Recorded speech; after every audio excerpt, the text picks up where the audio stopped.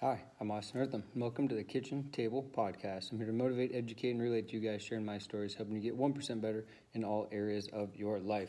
Welcome to episode number 104. We're doing this again at school. Had an early out today.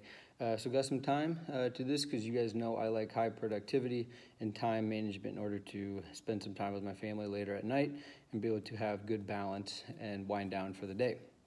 So here we go. It's coming out a little bit earlier. Recording a little bit earlier than normal, come out on the same day, Tuesdays at midnight every week. Stick with the same format, some stuff I learned from this past week, and then we'll jump into how to make it better and kind of go from there. No news this week for the most part.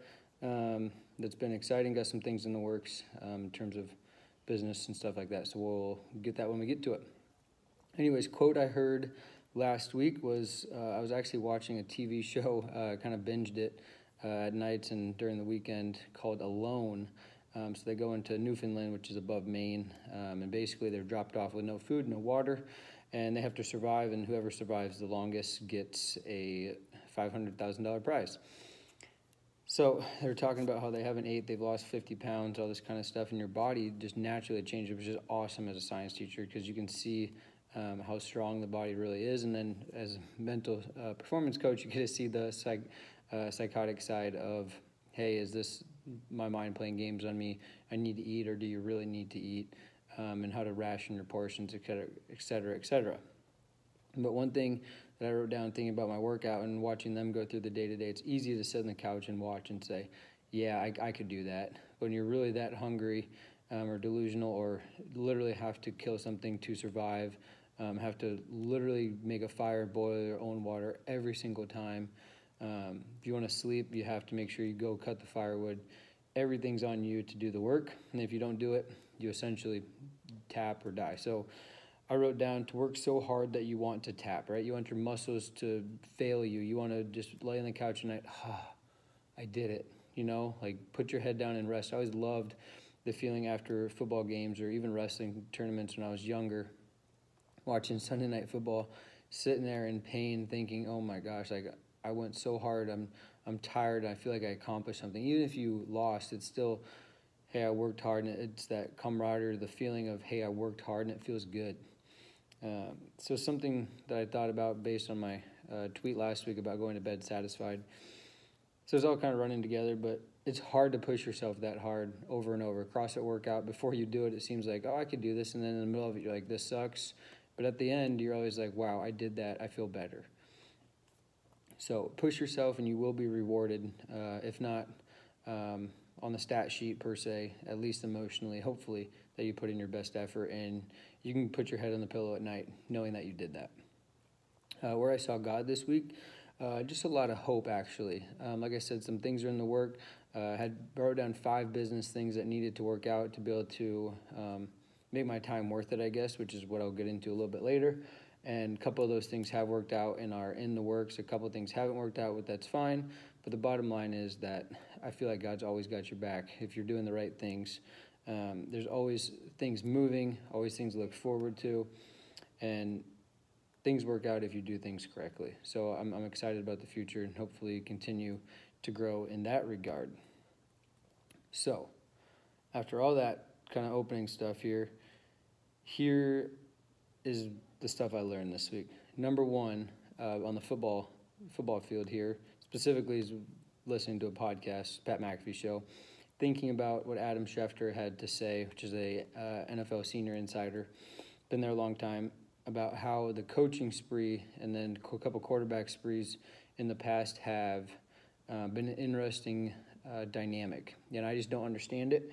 So I used to not have an open mind, and I've learned to keep an open mind, have conversations, discussions, because it does take time, but certain people you need to make time for. For instance, a business meeting I had this past week, certain people you need to take time for, even though it's a challenge and it's time out of your day, because in the end, it will be worth your time. I used to drive to Chicago to do a kicking lesson. I'd drive 4 hours, kick for an hour, come home 4 hours, and it was always worth my time. So some things are worth it. Here's what I'm going with this, though. You want to use all your opportunity. Okay, so for instance, a couple years ago, Tom Brady was going from the Patriots to the Bucs. Well, he went there. And in the offseason, there wasn't very many teams who were actually interested in him. And he's won the most Super Bowls of all time. Yes, you only have a few years with him, but he's still won the most Super Bowls. So wouldn't you want to at least pick his brain, understand where he's coming from, and try to learn more about the product that he's created? Same thing with Lamar Jackson this past offseason. One of the most unique, creative quarterback abilities that's ever been alive, and people didn't want him, didn't want to interview him. Colts Jim Irsay said, yeah, we're going to look at him just because of we don't even have room for him in contract situation, but we got to at least be open to it because he's a unique specimen and he's a great player. Other teams said, no, we don't want him. I don't understand how you wouldn't take a peek at somebody who's at the top of their game, at the top of the league, and give you a better chance to win. Now we have Bill Belichick and Pete Carroll as free agent, so-called head coaches, Mike Vrabel even, and we're not talking, only 2 teams has talked about Bill Belichick and hiring him. Why? I don't know. Maybe there's a dynamic in there, the way he runs things, but no matter what, you got to respect the amount of wins, the amount of Super Bowls he's won, and how he takes control of the locker room and the culture that he built. So why wouldn't you give him a chance to at least sit down and speak with him, see if it would be a good fit for each of you, and give it a shot? So I just don't understand how people aren't in interest. So my point is to always keep an open mind, because even if you don't hire them or you don't take advantage of the situation, you still don't want to have 0% gain, a little bit of gain. Having a conversation with them is probably going to be beneficial, because if you learn something from it, it will help whatever you do decide to do in the future. And that's where I get to, read something in a book here by John Gordon about the keys to success, and I want to add to it a little bit and think about what that might have. So, keys to success, without further ado, I wrote this in a tweet as well. So the keys to success: work hard, and I mean like really hard. Okay, you got to be up before sunrise. Maybe not that, but you got to be working. You got to be working hard in the time that you are awake, which is where I'm gonna go with this whole thing. In the time you are awake, you need to be doing productivity the majority of the time. Right? We've talked about the 20-minute rule, and you got to have balance, absolutely, but you got to be working, otherwise people are going to surpass you. So keys to success are: you need to work hard, like really hard. Okay, you got to surpass your peers. Next thing is you need to stay positive. Okay, optimism, glass half full. That's a big difference between that and the glass half empty. All right. Next one, you need to stay with your fundamentals. Tony Dungy once said that it takes ordinary people to do extraordinary things. If you do the ordinary things well, something extraordinary will happen. Right? Take the best leaders in the world. They were just ordinary people who did the normal things, everyday life, everyday things super, super well. Build relationships. They're organized, time managed. And if they don't have that, they have somebody who does that for them to help them. So they use their resources. Okay, so stick to the fundamentals. The next one I think is really important. You have to have a desire. We talked about the volunteerism last week, and you want somebody who will volunteer, and it's not about the pay, it's about the work that they'll get done and the impact they'll make, that you can't measure that on a salary. You want to have the desire to succeed and to make a difference. If you feel it's part of your purpose, I put a PGM about that last week. If you feel it's part of your purpose, you are much, much more likely to be successful, because you will put in that time, you will work really hard, you'll stay positive because you're going to keep on that grind, you'll be resilient, you'll have courage to have the tough conversations and ask questions, and you'll be wanting to make a difference because it's who you think you need to be or become. So I think that might be the most important one, is you need to have that vision and desire, and then you need to put in that action using the fundamentals and working hard. And in the process, mentally, you need to have balance and stay positive. So I think that's the biggest thing that I learned this past week, and want to put it into action, and hope you guys do as well. And that looks different for everybody, different jobs, careers, etc. But whatever you do, put 100% ability in for the things that really matter. Again, I've gone through this before. You can't put 100% in all day. I understand that. So find the things, if it works in your schedule, prioritize, do those 100%, and then what's left you can put towards the other things. And if you don't have that energy, find somebody who can be on your team that does, so that you both can reap the rewards. Okay, don't leave them out. If they're helping you, you got to make sure you help them back. Because in the end, less is more. Okay, so that's the other thing I learned this week that was super important. But that being said, is life seems to always be going, right? One thing ends, next thing starts.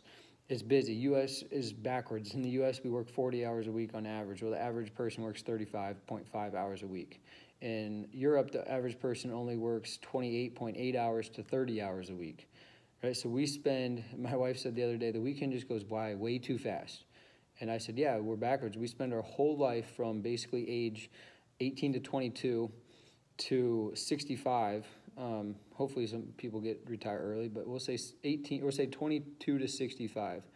So 40 years of our life, we are basically working 40 hours a week to have a little bit of free time, right? So if you take 40 hours a week and then take that in the weekend, that's only 16 hours, right? So then if you take it all, you got about 40 hours a week. So you're working half the time of your life, 50%, and you get 2 weeks vacation on average.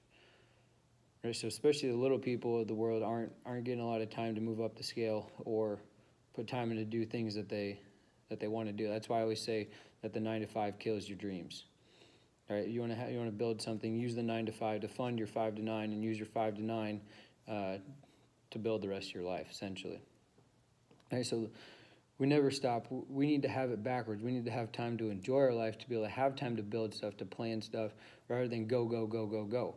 And that's something that I've really kind of built into myself is I always need to go. I'm bad at sitting there doing nothing. My parents are bad at sitting there doing nothing.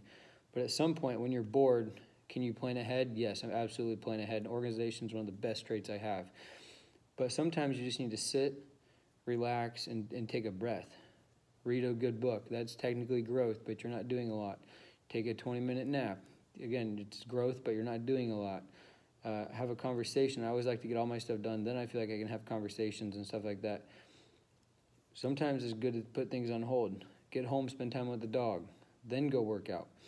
So when you're bored, what can you dream about? What can you fantasize about? What can you do that doesn't seem like it takes a lot of energy, but you're still getting better, and it doesn't seem like you're bored?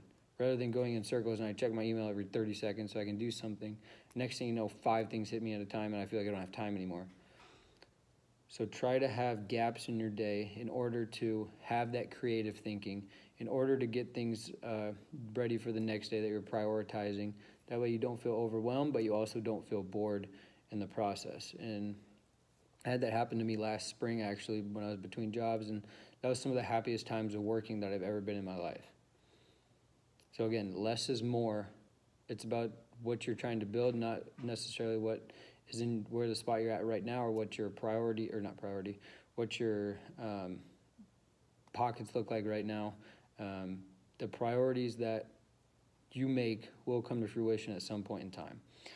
So sometimes boredom is okay, and it's what you do with that boredom that creates the next step. If you're just going in circles, we're not getting anything done. You can always do an extra workout. You can always read an extra book, etc., etc. You fill in the blank with your hobbies that you would like to do in order to help build that 5 to 9 to build the rest of your life. And if you just want to work the 9 to 5, that's also great. How can you make that better? So as a teacher, how can you plan to make your next unit better?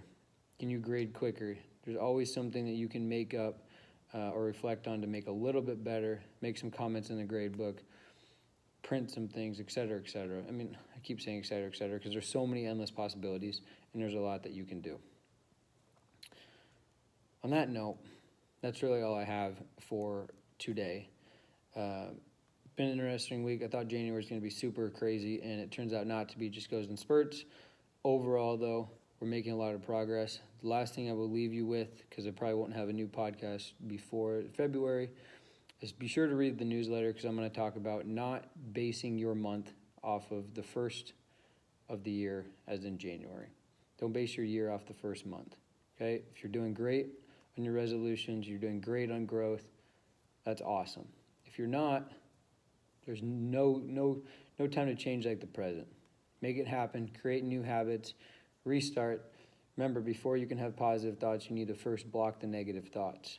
Before you can change an old habit, you need to stop the current habit. And then you can start to move forward. Appreciate you guys for tuning in.